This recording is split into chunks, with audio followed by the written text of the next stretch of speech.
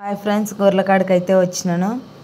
ఇంకా పొద్దున్నే అయితే గిన బయటకు ఇచ్చినాం అనమాట. రపంలో ఉంటే గిన రాత్రి నుంచి రపంలోనే ఉన్నాయి కాబట్టి ఒక మేక గొర్రె అయితే బయటకు వస్తున్నాయి. ఇంకా ఒకటి దిక్కలు కోటి పోతాయి అనేసి అన్నీ బయటకు అయితే ఇడిచి కొడతలేకైతే ఇడిచినాం అనమాట. ఇంకా కొడతలు అయితే వనుకున్నాయి. ఇంకా గొర్రెలు అయిపోయాక 9-10 గంటల దాకా అయితే గిన లేవి అయితే బాగానే వనుకుంటున్నాయి. మేతలు బాగున్నాయి కాబట్టి పనుకుంటున్నాయి. ఇంకా మేక పిల్లలు అయితే ఇంకా మన్ను తింటా ఉంటాయి కాబట్టి మేక పిల్లలకి అయితే కొంచెం మంది అయితే ఎత్తినాము మన్ను తినకుండా. ఇంక ఇప్పుడు దున్నినాం కాబట్టి మన్ను ఎక్కువగా ఉంది, తింటున్నాయి మేక పిల్లలు. గొర్రె పిల్లలు కూడా తింటే మన్ను తినకూడదు. ఇంకా తడకల్లో అయితే తడకలు కూడా తొక్కేసినాయి కొన్ని గొర్రెలు మేకలు. గొర్రెలేం తక్కువ కానీ మేకలు అయితే బయటకు దొక్కుని వస్తాయి తడకలు కూడా.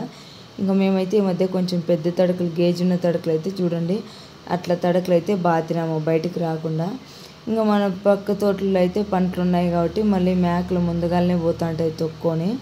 దానికని కట్లు కూడా బాగా మంచిగా కొట్టి తడకలు అయితే బాగా భద్రంగా బాతినాము.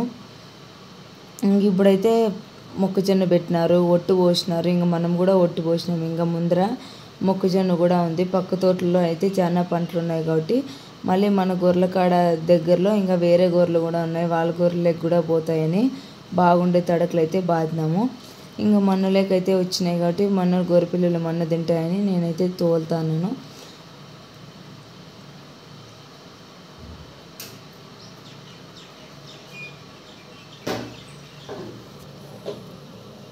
ఒట్టు కొడుతులు అయితే గిన ఇంకా ఇవి కొంగలు కూర్చొని అంత పైరు అంతా గబ్బులేపుతాయని ఒట్టు కొడుతు దగ్గర కావులైతే ఉన్నాను.